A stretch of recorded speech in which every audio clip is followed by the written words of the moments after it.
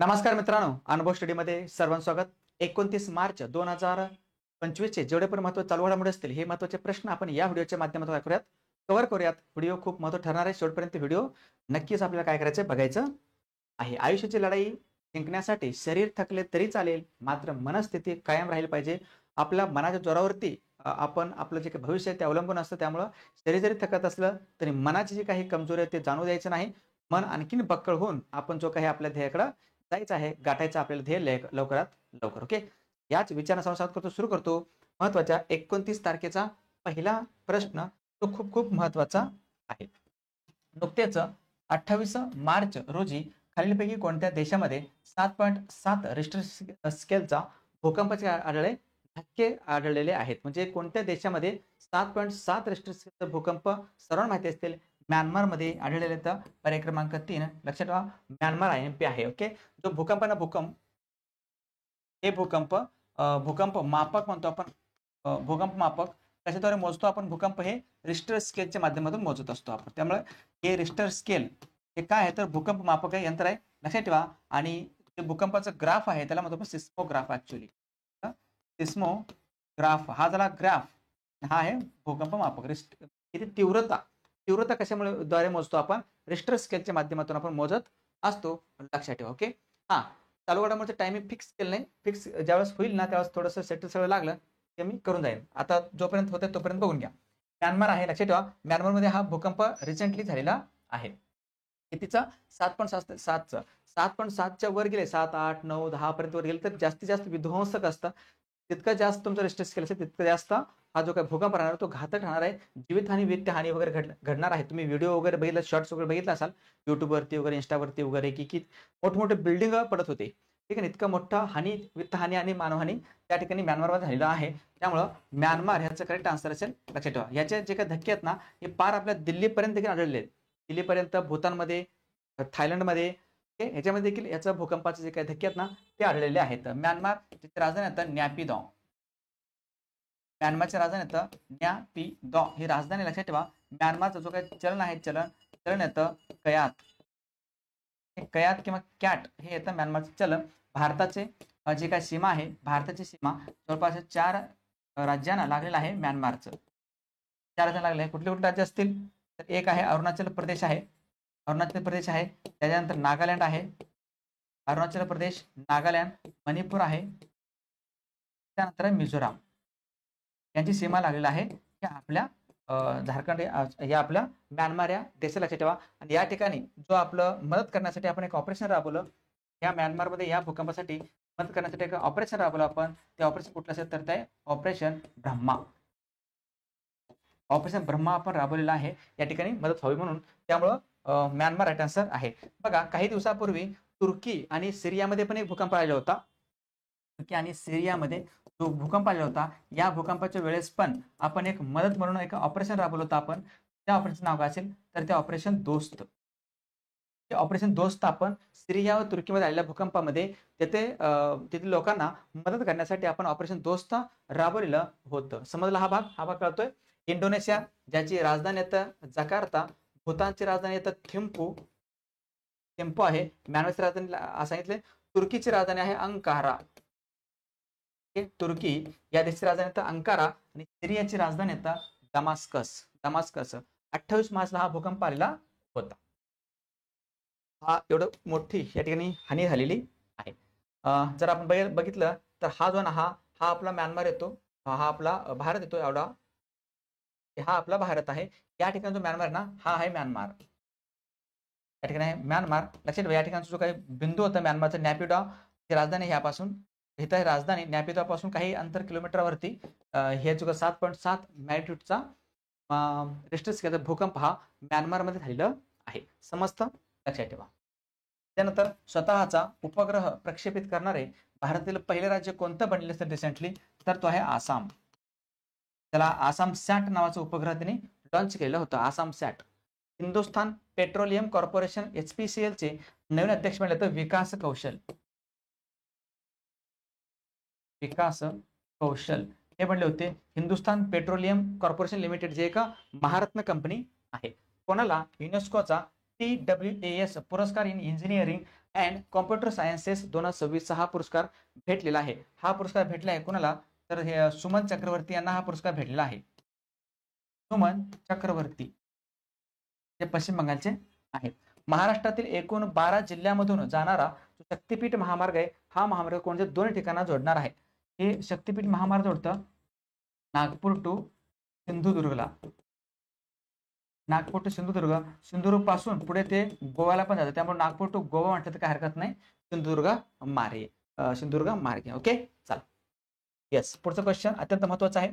यंदाचा पुण्यभूषण पुरस्कार हा कोणाला जाहीर झाला आहे? 2025 पुण्यभूषण पुरस्कार, महाराष्ट्र भूषण पुरस्काराचा पुण्यभूषण संस्थेतर्फे हा पुरस्कार दिला जातो. ओके, पुण्यभूषण जो संस्था आहे, पुण्यभूषण संस्था जी पुण्यामध्ये येतं, ओके, पुण्यभूषण संस्थेतर्फे हा पुरस्कार देण्यात येतो. आणि निवड समितीचे अध्यक्ष कोण होते? निवडची समिती होती, म्हणजे पुरस्कारासाठीचं कोणाला निवडायचं, या समितीचे प्रमुख कोण होते? या समितीचे प्रमुख होते doctor Raghunath Mashelkar. Doctor Raghunath Mashelkar, doctor Raghunath Mashelkar हे होते ह्या निवड समितीचे प्रमुख. यांच्या अध्यक्षतेखाली हे जे काही पुरस्कार आहे, पुण्यभूषण पुरस्कार, तो आता देण्यात येणार आहे कोणाला? विजय केळकर यांना. पर्याय क्रमांक 1 विजय केळकर. आणि विजय केळकर हे कोण आहे बाबा? विजय केळकर आहेत ना, हे आहेत 13व्या वित्त आयोगाचे अध्यक्ष. 13व्या वित्त आयोगाचे अध्यक्ष कोण होते? तर ते आहेत विजय केळकर.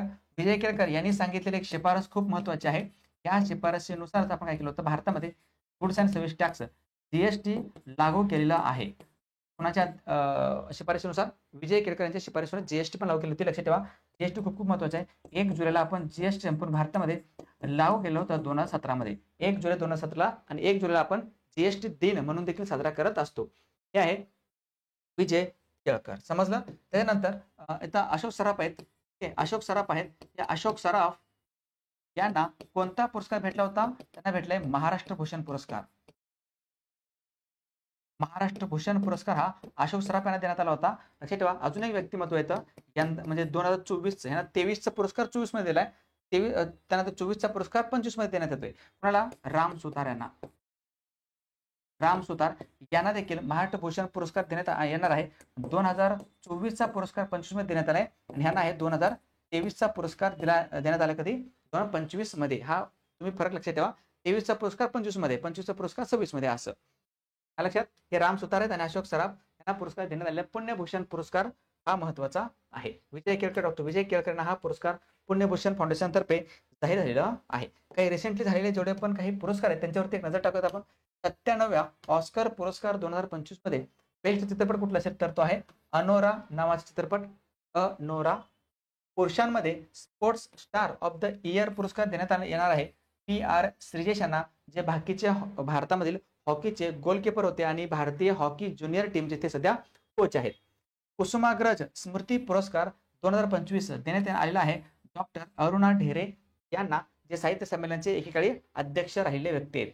प्रतिष्ठित राष्ट्रीय प्राणीमित्र पुरस्काराने सन्मान करण्यात आला एका संस्थेला, तर ती गुजरातमधील जामनगर या ठिकाणी संस्था आहे, वनतारा नावाची संस्था. आणि प्रिझकर पुरस्कार देण्यात आलाय, ज्याला वास्तुकारिता या क्षेत्रातील नोबेल पुरस्कार म्हणतो आपण. लिऊ जियाकुन जे चीनचे व्यक्ती आहेत ना, त्यांना हा पुरस्कार देण्यात आलेला आहे, प्रिझकर पुरस्कार, प्रिझकर अवॉर्ड. नेक्स्ट 72वी मिस वर्ल्ड सौंदर्य स्पर्धेचं आयोजन कोणत्या ठिकाणी करण्यात आलेलं आहे? या स्पर्धेचं आयोजन तुम्हाला विचारलंय, हे करण्यात आले तेलंगणा या ठिकाणी, हैदराबाद या ठिकाणी. तेलंगणा होणार आहे मिस वर्ल्ड सौंदर्य स्पर्धा कितवी? 72वी. त्यानंतर 71 पार पडली होती. क्रिस्टिना प्लिस्कोवा हे त्याचे विजेते होते. कोणत्या खेळाडूने F1 चायनीज ग्रँड प्रिक्स जिंकलेला आहे? चायनीजचं ग्रँड प्रिक्स जिंकलं होतं ऑस्कर पियास्ट्री यांनी. ऑस्कर पियास्ट्री यांनी हे जे काही चायनीज ग्रांड प्री आहे, हे चायनीज ग्रांड प्री जिंकलेलं आहे.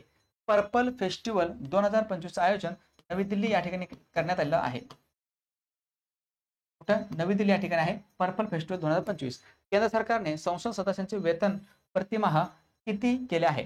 बघा, 24% वाढ करण्यात आली, त्यामुळं आता 1,24,000 एवढं वेतन प्रति महिना भेटणार आहे. कुणाला? संसद सदस्यांना, खासदारांना 1,24,000 रुपये वेतन आहे ते.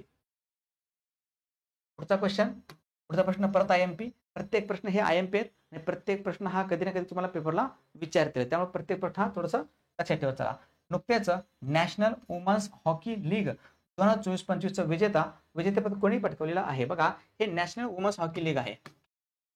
National women's hockey league, national women's hockey league स्पर्धा आहे 2024-25 आहे. ओके,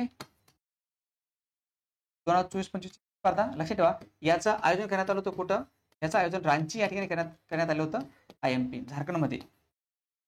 याचं आयोजन झारखंड या ठिकाणी करण्यात आलं होतं. रांची या ठिकाणी, रांची जयपाल सिंग स्टेडियम आहे त्या ठिकाणी करण्यात आलं होतं. आणि ओडिशाला हरवून जिंकलेलं आहे हरियाणा हॉकीने. हॉकी हरियाणा म्हणतो आपण, या टीमनं जिंकलेलं आहे. त्याला हॉकी हरियाणा असं म्हणतात. या संघाला काय म्हणतात? हॉकी हरियाणा म्हणतात, लक्षात ठेवा. आणि जो ह्यांनी कोणाला हरवलं असेल? यांनी हरवलं तो उपविजेता संघ कुठला असेल? उपविजेता संघ आहे hockey Odisha. Hockey Odisha, hockey Odisha यांना ह्यांनी हरवलेलं आहे. हरियाणा संघाने हरवलं. नॅशनल वुमन्स हॉकी लीग स्पर्धा लक्षात ठेवा IMP आहे. मग जो हॉकी टीम आहे आपलं, हॉकी जो संघ आहे, या हॉकी संघाचे महिलांचे कॅप्टन कोण असतील? हॉकी संघाचे नॅशनल लेवलचे जे संघाचे कॅप्टन येतं त्यांचं नाव आहे सलीमा टेटे. सलीमा टेटे हे तर कॅप्टन. आणि जो हरियाणा संघ आहे, हरियाणा राज्य हा जो राष्ट्रीय क्रीडा स्पर्धा होता, या राष्ट्रीय क्रीडा स्पर्धेमध्ये देखील सर्वाधिक पदके त्यांनी जिंकलं होतं. हरियाणा संघाने नॅशनल गेमचे पार पडले होते. राष्ट्रीय क्रीडा स्पर्धेमध्ये त्यांनी गोल्ड मेडल जिंकलं आहे. सर्वाधिक पदके कोणी जिंकलं असेल तर ते हरियाणा संघाने जिंकलं होतं. त्याला राजा भलिंदर सिंग ट्रॉफी देण्यात येऊन त्यांचा गौरव करण्यात आलं आहे. राजा भलिंदर सिंग ट्रॉफी कोणाला भेटले? हरियाणा या संघालाच भेटलेलं आहे. यस, पुरुषांच्या हॉकी टीमचे कॅप्टन येतात हरमनप्रीत सिंग आणि महिलांच्या हॉकीच्या टीमचे कॅप्टन येतात सलीमा टेटे. तुम्हाला हा कळतो नॅशनल वुमन्स हॉकी लीग स्पर्धा. ते सांगितलं सगळं. झारखंडमध्ये रांची या ठिकाणी पार पडलं आहे. मरंग गोमके जयपाल सिंग एस्ट्रोटर्फ येथे हे सामना पार पडला. ओडिशा हॉकीचा पराभव ह्या आपल्या हरियाणा हॉकी संघाने केलेला आहे. हरियाणा हॉकी संघ. दरवर्षी जागतिक क्षयरोग दिन हा कधी साजरा केला जातो? वर्ल्ड TB डे हा.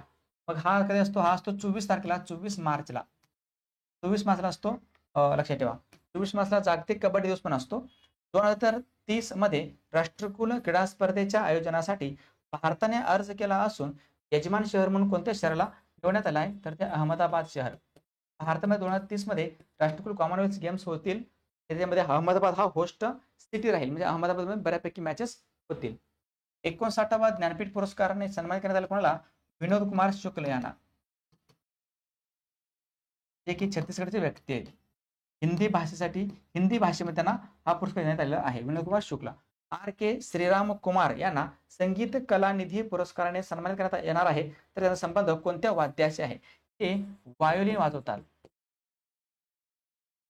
हे आहेत व्हायोलिन वादक. कोण?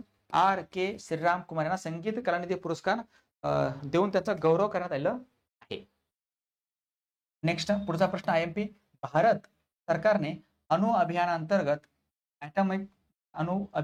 खालीलपैकी कोणत्या वर्षापर्यंत साधारणतः 100 गिगावॅट अणुऊर्जा निर्मितीचे लक्ष्य ठेवलेलं आहे? म्हणजे भारत सरकार काय म्हणतं की अणु अभियानांतर्गत आपण एक अणुऊर्जा निर्मिती करतोय आणि अणुऊर्जा निर्मितीसाठीचं 2047 पर्यंत भारत सरकारचं लक्ष आहे की 100 गिगावॅट एवढं टार्गेट राहील भारताचं. किती? 100 गिगावॅट. तर तो अणु अभियान आहे, लक्षात ठेवा. अणु अभियान IMP आहे. अणु अभियान अंतर्गत 100 गिगावॅट GW म्हणजे गिगावॅटचा लक्ष आहे 2047 पर्यंत. 2047 पर्यंत भारत हा राहील. आणि ज्या वेळेस 100 गिगावॅटचं लक्ष टार्गेट पूर्ण करेल भारत, कधी? 2047 मध्ये. त्यावेळेस ते संपूर्ण भारताचे जेवढं पण गरज आहे, भारताची जेवढं पण ऊर्जेची गरज आहे त्याच्या ते 10% राहील, लक्षात ठेवा. म्हणजे भारतामध्ये जर 100% ऊर्जेची गरज जेवढी पण भागत असेल वेगवेगळ्या क्षेत्रामधून 2047 ला सांगतोय, त्यापैकी 10% ऊर्जा फक्त अणुऊर्जाच्या माध्यमातून आपल्याला भेटणार आहे, असं त्याचा अर्थ होतो. अणुऊर्जा ॲटॉमिक म्हणतो आपण. ओके, अणुचा आपल्याकडे सिद्धांत पण मांडला होता. अणु सिद्धांत कुणी मांडला असेल तर जॉन डाल्टन यांनी 1804 मध्ये अणु सिद्धांत मांडला आहे, लक्षात ठेवा. अणुला सर्वप्रथम भेदणारा माणूस म्हणून रुदरफोर्डला ओळखलं जातं. आणि अणुऊर्जा प्रकल्प महाराष्ट्रामध्ये कुठे कुठे आहेत का?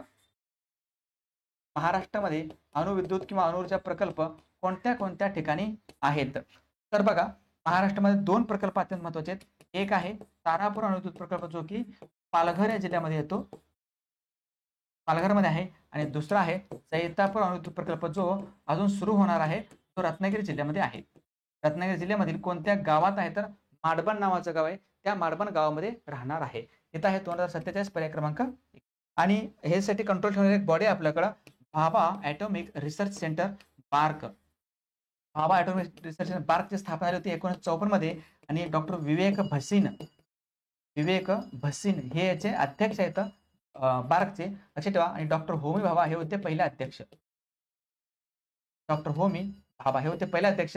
कुठे येते ही संस्था बार्क? हे तर तुर्बेला किंवा ट्रॉम्बे या ठिकाणी येतं, जे की मुंबईला आहे. ट्रॉम्बे मुंबईला येतं Bhabha atomic research centre bark. समजलं? ओके, लक्षात ठेवा. हे IMP आहे. याच्या व्यतिरिक्त नरोरा अणुविद्युत प्रकल्प उत्तर प्रदेशमध्ये येतो, काकरापारा अणुविद्युत प्रकल्प गुजरातमध्ये येतो, कैगा अणुविद्युत प्रकल्प आपला कर्नाटकमध्ये येतो, कुडांकुलम आणि कल्पकम हे 2 अणुविद्युत प्रकल्प तामिळनाडू राज्यामध्ये येतात. रावत भाटा येतो आपल्या राजस्थानमध्ये. हे लक्षात ठेवा. 100 गिगावॅटचं टार्गेट भारत सरकारचं राहणार आहे. 2047 मध्ये भारत हा 100वा आपला म्हणजे जो काही स्थापना दिवस आहे तो साजरा करणार आहे. या अणुविद्युत प्रकल्प. भारतातील पहिली अणुभट्टी सांगा कुठली असेल? फर्स्ट अणुभट्टी कुठली असेल भारतामधील? भारतामध्ये पहिली अणुभट्टी कुठली असेल? तर ते अप्सारा आहे. अणुभट्टी आहे ते अमेरिकेच्या मदतीनं सुरुवात केलं होतं. अमेरिकेच्या मदतीनं आपण अप्सारा अणुभट्टी सुरू केली आहे. आणि तारापूरला देखील जो काही आहे तारापूर, याला देखील मदत हा आपला अमेरिकनच केलेलं होतं. समजताय? नेक्स्ट 12वा खंजर युद्धाभ्यास कोणत्या 2 देशादरम्यान 2025 साजरा करण्यात आला आहे? तर एका साईडला आहे भारत आहे, दुसरं किर्गिझिस्तान आहे. भारत व किर्गिझिस्तान यांच्या दरम्यान खंजर युद्धाभ्यास साजरा केला जातो. भारत व उझबेकिस्तानच्या दरम्यान आहे टस्टलिक नावाचा युद्धाभ्यास. भारत व उझबेकिस्तान. नुकत्याच झालेल्या ICC चॅम्पियन्स ट्रॉफी स्पर्धेमध्ये गोल्डन बॉलचा किताब हा कोणी पटकावलेला असेल? तर तो आहे मॅट हेनरी. मॅट हेनरी आहे ना, तो गोल्डन बॉल आहे. आणि गोल्डन बॅटचा किताब कोणी पटकावला असेल? गोल्डन बॅटचा आहे रचित रवींद्रन. पोलीस अधिकारी आहेत कृष्ण प्रकाश यांच्या कोणत्या काव्यसंग्रहाला ही साहित्य अकादमीकडून सुवर्ण पदक देऊन सन्मानित करण्यात आला आहे? तर ते आहे ट्रस्टवर्दी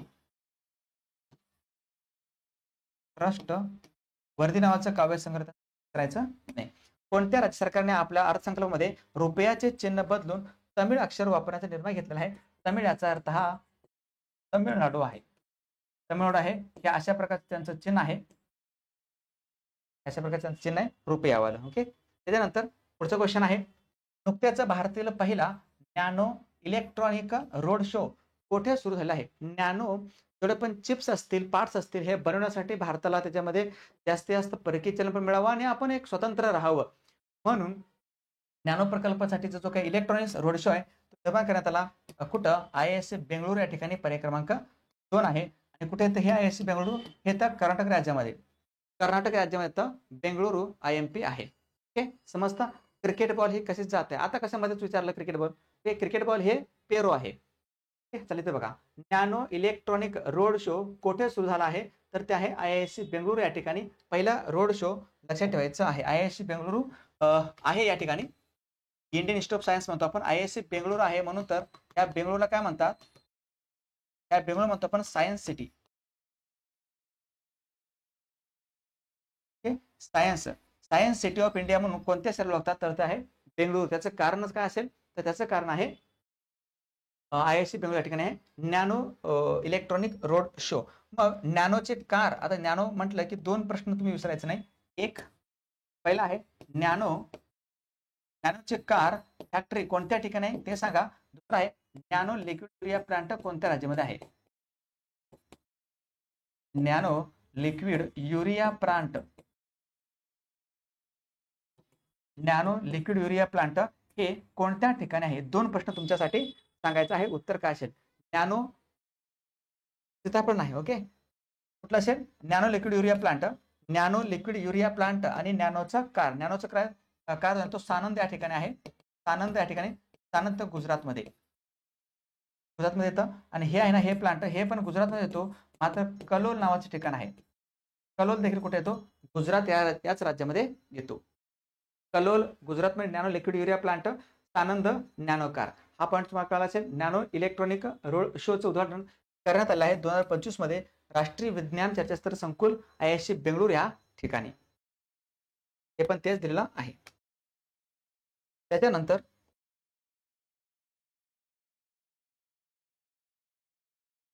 फेब्रुवारी 2025 या महिन्यासाठी ICC player of the month पुरुषामध्ये कोण असतील?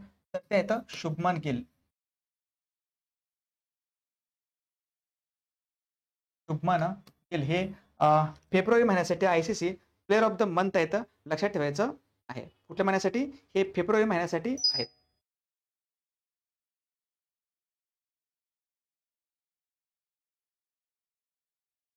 त्यानंतर मॉरिशस या देशाचा सर्वोच्च पुरस्कार केला, ज्याला म्हणतो आपण grand commander of the order of the star and की ऑफ द इंडियन ओशन, हे पुरस्कार मिळवणारे नरेंद्र मोदी हे कितवे भारतीय असतील? तर हे पहिले भारतीय व्यक्ती आहेत, म्हणजे त्यांना हा पुरस्कार देण्यात आलाय. मॉरिशसचा सर्वोच्च पुरस्कार आहे. नुकतेच प्रकाशित करण्यात आलेल्या पर्वत शिरोमणी भगतसिंग कोश्यारी या पुस्तकाचे लेखक कोण आहेत? हे आहेत मदन मोहन सती. मदन मोहन सती हे पुस्तक कोणाच्या जीवनावरती असेल? भगतसिंग कोश्यारी यांच्या जीवनावरती, ते की महाराष्ट्राचे माजी राज्यपाल आहेत. वर्ष 2029 मध्ये ICC चॅम्पियन्स ट्रॉफीचे आयोजन कोणत्या देशात करण्यात येणार आहे? तर तो आहे भारत. आणि जो 2025 होतं त्याचं आयोजन करण्यात आलं होतं आपल्या पाकिस्तानमध्ये, आणि भारतानं न्यूझीलंडला हरवून फायनलमध्ये जो काही आहे सामना तो दुबई या ठिकाणी जिंकलेला होता. पुढचं क्वेश्चन, नुकत्याच आलेल्या जागतिक चहा उद्योग 2024च्या अहवालानुसार जगामध्ये चहाच्या निर्यातीत भारताचा कितवा क्रमांक लागतो? भारत कितवा क्रमांकावरती आहे? बघा, चहा आहे, टी आहे, चहा त्याला आपण टी म्हणतो आपण. चहा कसा आपला राष्ट्रीय पेय आहे. भारत राष्ट्रीय पेय कुठला असेल तर तो चहाच आहे. आणि चहाच्या उत्पादनामध्ये आसाम सध्या संपूर्ण भारतामध्ये नंबर 1 वरती येतो. आसाम 1 नंबरला येतो, लक्षात ठेवा. आणि निर्यातीमध्ये ना संपूर्ण जगामध्ये, निर्यातीमध्ये म्हटलं तर मी भारत म्हटलं तर संपूर्ण जगामध्ये हा भारत दुसऱ्या क्रमांकावरती येतो. दुसऱ्या क्रमांकावरती येतो. मग पहिला कोण असेल? पहिला आहे चीन. चीनच्या नंतर आपण 2 नंबरला येतो. पहिला क्रमांक हा चीनचा, दुसरा क्रमांक हा भारताचा येतो. हा आहे चहा. चिक्कूचे आहे का? बरं, ठीक आहे. चिक्कू किंवा आपलं इथे कन्फ्युज झालो, चिक्कू किंवा पेरू किंवा चिक्कू, चला असो. हा, चला इथं बघा, चालू घडामोडी इकडे लक्ष द्या. आसाम निर्यात करतोय आणि त्याच्यामध्ये भारताचा संपूर्ण जगामध्ये दुसरा क्रमांक लागतो. चहाच्या उत्पादनामध्ये चहाला GI टॅग पण भेटलो होतं. पहिला चहा कुठला असेल? पहिला चहा आहे त्याला दार्जिलिंगचा चहा म्हणतो आपण. दार्जिलिंगचा चहा आहे त्याला 2004 मध्ये पहिल्यांदा GI टॅग भेटलेलं होतं. मात्र लक्षात ठेवा, दार्जिलिंग हे आसाममध्ये नसून हे येतं पश्चिम बंगालमध्ये. पश्चिम बंगालमध्ये येतो. आसाम चा चहासाठी दार्जिलिंग ओळखला जातो. आणि टी सिटी ऑफ इंडिया कुठला असेल? भारतामध्ये T city of India. T city of India म्हणून कोणते शहर होतात? तर तो शहर आहे दिब्रुगड. दिब्रुगड आहे जो दिब्रुगड मात्र आसाममध्ये येतो. दिब्रुगड लक्षात. थोडे पॉईंट लक्षात ठेवा, चहाशी संबंधित तेवढे तुम्हाला पॉईंट ते लक्षात ठेवायचं आहे. दुसरा क्रमांक लागतो होता चहाचे. Second largest T exporter in the world Bharat आहे. त्यासाठी त्यांनी एक सिक्का देखील जाहीर केलेला आहे पोस्टाचं. टपाल. नेक्स्ट, जागतिक किडनी दिन हा केव्हा साजरा करण्यात आला? हा होता 13 मार्चला आपण साजरा केला होता. हा मार्च महिन्याचा दुसरा गुरुवार साजरा करतो आपण जागतिक किडनी दिवस. नारिका या कंपनीचे ब्रँड अँबॅसेडर बनले तर कोण? तर सायना नेहवाल. सायना नेहवाल आहेत ना, हे नारिका जी कंपनी आहे, ह्या नारिका कंपनीची सायना नेहवाल ब्रँड अँबॅसेडर बनलेले आहेत. भारतामध्ये 58 व्याघ्र प्रकल्प बनले आहेत रिसेंटली. माधव व्याघ्र प्रकल्प जो की आपल्या मध्य प्रदेशमध्ये 58वा माधव आहे. त्यानंतर मग 57वा कुठला असेल? 57वा व्याघ्र प्रकल्प तो रातापानी व्याघ्र प्रकल्प हे देखील मध्य प्रदेशमध्ये 57 आहे. 56वा व्याघ्र प्रकल्प कुठला असेल? 56वा व्याघ्र प्रकल्प येतो आपला गुरु घासीदास, जो की छत्तीसगडमध्ये येतो. गुरु घासीदास. भारताने कोणत्या देशाला हरवून चॅम्पियन्स ट्रॉफी जिंकला आहे यंदाचं 2025? न्यूझीलंड. न्यूझीलंड या देशाला हरवून भारताने चॅम्पियन्स ट्रॉफी जिंकलेलं आहे. चला पुढचा प्रश्न परत एकदा IMP. नुकत्याच नीती आयोगाने पूर्ण वेळ सदस्य म्हणून आयोगाचे पूर्ण वेळ सदस्य म्हणून कोणाची नियुक्ती करण्यात आलेली आहे? ओके, नीती आयोग सगळ्यांना माहिती असेल, national institution for transforming India म्हणतो आपण. Okay, NITI Aayog, national institution for transforming India. मग याचं पहिला पॉईंट, ह्याची जी काय स्थापना आहे त्या स्थापना कोणी केली होती? त्याच्यानंतर ह्याचं जे काही कोणाच्या धर्तीवर, कोणत्या देशाच्या धर्तीवर आपण हे बनले नीती आयोग ते सांगा. त्याच्यानंतर याचे अध्यक्ष कोण असतात ते सांगा. सध्याचे याचे उपाध्यक्ष कोण आहेत ते बी सांगा. सध्याचे याचे CEO कोण आहेत ते बी सांगा. कशाचे? ह्या नीती आयोगाचे, national institute for transforming India, NITI Aayog असं आपण त्याला म्हणतो. बघा फुल फॉर्म कधी विचारता? National institution for transforming India असं त्याचा अर्थ आहे. स्थापना झाली होती 1 जानेवारीला, 1 जानेवारी 2015 मध्ये आहे. नियोजन आयोगाच्या किंवा योजना आयोगाच्या ठिकाणी हे आलेलं आहे. कोणत्या देशाच्या धर्तीवर आलं होतं? हे चीनच्या धर्तीवर आलेलं आहे. अध्यक्ष कोण येतं? हे येतं, हे याचा पंतप्रधान सध्याच्या घडलं तर नरेंद्र मोदी. सध्या नरेंद्र मोदी हे पंतप्रधान आहेत नीती आयोगाचे. उपाध्यक्ष कोण असतील? हे येतं सुमन बेरी. सुमन बेरी हे नीती आयोग सदस्य उपाध्यक्ष येतं. आणि BVR सुब्रमण्यम हे येतं CEO. BVR सुब्रमण्यम हे CEO येतं आपल्या नीती आयोगाचे. आणि आता नवीन पूर्णवेळ सदस्य बनले तर त्याचं नाव आहे राजीव गौबा. पर्याय क्रमांक 2. ते कोण होते? ते एक मुख्य सचिव होते, केंद्राचे कॅबिनेट सचिव होते. कॅबिनेट सचिव. एकेकाळी हे भारताचे केंद्रीय कॅबिनेट सचिव होते. कोण? राजीव गौबा. लक्षात ठेवा, IMP आहे. केंद्रीय कॅबिनेट सचिव होते राजीव गौबा. आणि आता कोण आहेत मग? TV सोमनाथन. सध्या कॅबिनेट सचिव कोण असतील? TV सोमनाथन आपले केंद्रीय कॅबिनेट सचिव सध्याचे घडले आहेत. भारताचे सध्याचे केंद्रीय कॅबिनेट सचिव कोण असतील? तर ते आहेत TV सोमनाथन. तुहिन कांता पांडे हे काय बनलेत का? तुहिन कांता पांडे हे बनले तर सिक्युरिटी एक्सचेंज बोर्ड ऑफ इंडियाचे अध्यक्ष, सेबीचे अध्यक्ष बनले तुहिन कांता पांडे. शक्तिकांत दास हे बनले तर दुसऱ्या क्रमांकाचे पंतप्रधान नरेंद्र मोदी यांचे सचिव, प्रधान सचिव PK मिश्रा. बरं का, लक्षात ठेवा मी काय सांगतो बघा. पंतप्रधान नरेंद्र मोदी यांचे प्रधान सचिव आहे ते PK मिश्रा, हे 1 नंबरला. PK मिश्रांच्या सोबत आणखीन एका व्यक्तींची आपण नेमणूक केली, शक्तिकांत दास यांची. शक्तिकांत दास यांचे प्रधानमंत्रीचे सचिव. पूर्ण वेळ तेच सचिव नाहीत, लक्षात ठेवा. PK मिश्रा सचिव आहेत अजून पण. PK मिश्रांच्या सोबतीला हे आहेत दुसऱ्या क्रमांकाचे सचिव, ते म्हणजे शक्तिकांत दास, जे की आपल्या रिझर्व्ह बँक ऑफ इंडियाचे माजी गव्हर्नर आहेत, मुख्य गव्हर्नर आहेत, 25वे गव्हर्नर ते होते. हे नीती आयोग तुम्हाला कळालं असेल. हे सगळे पॉईंट लक्षात ठेवा, IMP आहे. हे येतं राजीव गौबा. आणि काही रिसेंटली झालेले काही नियुक्त वगैरे असतील ना महत्वाच्या पदावरती, तर त्यांच्यावरती काय करतो आपण एक नजर टाकूया. एक, भारताचे मुख्य निवडणूक आयुक्त कोण असतील? तर ते सध्याचे घडले आहेत ज्ञानेश कुमार आहेत, ज्ञानेश कुमार. राष्ट्रीय मानवाधिकार आयोगाचे नवीन अध्यक्ष बनले आहेत V रामसुब्रमण्यम. केंद्रीय मुख्य माहिती आयुक्त आहेत हिरालाल सामरिया. राष्ट्रीय महिला आयोगाचे नवीन अध्यक्ष बनले आहेत डॉक्टर विजया रहाटकर. भारताचे महान्याय सध्या कोण असतील? R व्यंकटरामाने आहेत. भारताचे नियंत्रक व महालेखा परीक्षक ज्याला म्हणतो आपण कॅग कोण असतील? के संजय मूर्ती आहेत. भारतीय भूदल प्रमुख आहेत उपेंद्र द्विवेदी. वायुदल प्रमुख आहेत विवेक राम चौधरी. आणि नौदल प्रमुख आहेत दिनेश कुमार त्रिपाठी.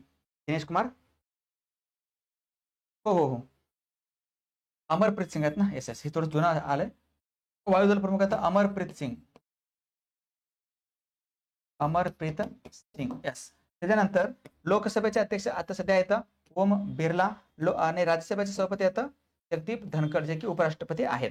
भारताचे मुख्य राष्ट्रीय सुरक्षा सल्लागार कोण असतील? ओके, भारतीय राष्ट्रीय सुरक्षा सल्लागार कोण असतील? तर ते अजित डोवाल आहेत. आणि भारताचे CDS कोण असतील? तर ते आता सध्या अनिल चौहान. ठीक आहे, टाकतो हे पेज मी टेलिग्रामला. हे पेज मी तुम्हाला टाकून देईन, काही टेन्शन घेऊ नका. चला नेक्स्ट. जगातील सर्वात मोठे व्हाईट हायड्रोजनचे साठे कोणत्या देशामध्ये सापडलेले आहेत? हा देश आहे फ्रान्स. फ्रान्स या देशामध्ये नुकतंच व्हाईट हायड्रोजनचे साठे सापडले आहेत. आणि फ्रान्स चे जे राष्ट्राध्यक्ष आहेत ना इमॅन्युएल मॅक्रॉन आहेत. आणि फ्रान्सचे पंतप्रधान आहेत फ्रँकोइस बायरू. कोणत्या देशाचे पंतप्रधान म्हणून सर्रा जाफरानी यांची नियुक्ती करण्यात आली आहे आणि महिला म्हणून तर ते आता ट्युनिशिया नावाचा देश आहे छोटासा. कुठला? ट्युनिशिया. या देशाची महिला राष्ट्रपती सर्राज जाफरानी.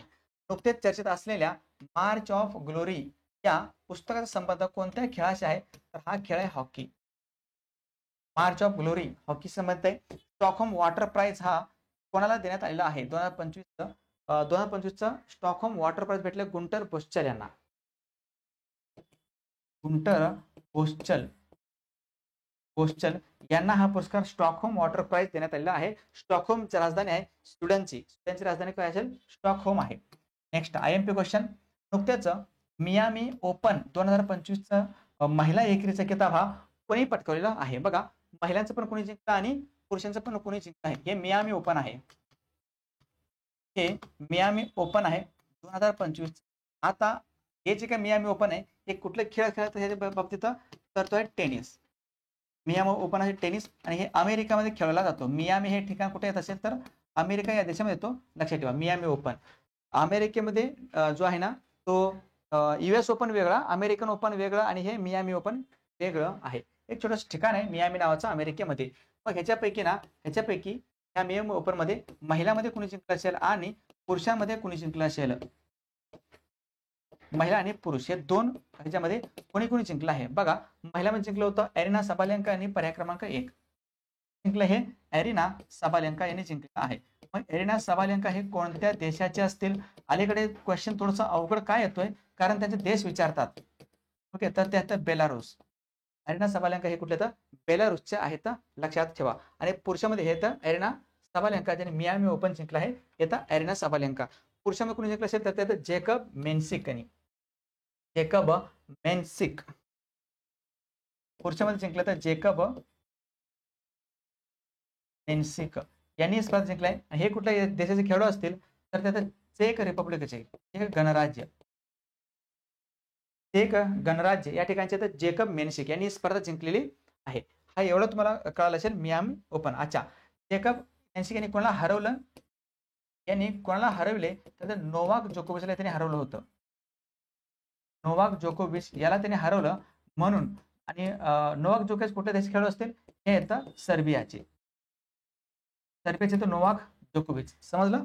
चला. आणि हा झाला तुमचा जो मियामी ओपन आहे तो 2025चा तो वाला. ह्याच्या व्यतिरिक्त रिसेंटली काही दिवसामध्ये एक आणखी स्पर्धा पार पडली होती. त्याचं नाव आहे ऑस्ट्रेलियन ओपन. यंदाचं ऑस्ट्रेलियन ओपन स्पर्धा आहे ना 2025चा ते कुणी जिंकलेलं असेल? ऑस्ट्रेलियन ओपन 2025चा स्पर्धा मेलमध्ये कोणी जिंकलं होतं आणि फिमेलमध्ये कोणी जिंकलेलं आहे? बघा, मेल म्हणजे पुरुषामध्ये जिंकलं होतं यानिक सिन्नर यांनी. जिंकले होते आणि महिलांमध्ये जिंकलं होतं मॅडिसन की यांनी. समजलं? हा भाग कळतो तुम्हाला? हा प्रश्न कळतोय?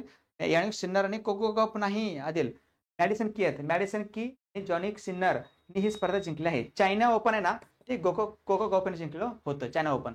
मियामी ओपन 2025 महिला एकेरीचे हे सगळे पॉईंट विसरायचं नाही. हे दोन खेळाडू. नेक्स्ट मग रिसेंटली झालेले जेवढे पण काही क्रीडा स्पर्धा होते त्यांच्यावरती एक नजर आपण टाकूयात. ऑस्ट्रेलियाचे स्टीव्ह स्मिथ यांचे एकदिवसीय आंतरराष्ट्रीय सामन्यामधून निवृत्ती जाहीर त्यांनी केलेली आहे. ऑस्ट्रेलियाचे कोण होते? स्टीव्ह स्मिथ हे होते. प्रसिद्ध टेबल टेनिस खेळाडू आहेत. त्यांनी आपली निवृत्ती जाहीर केली.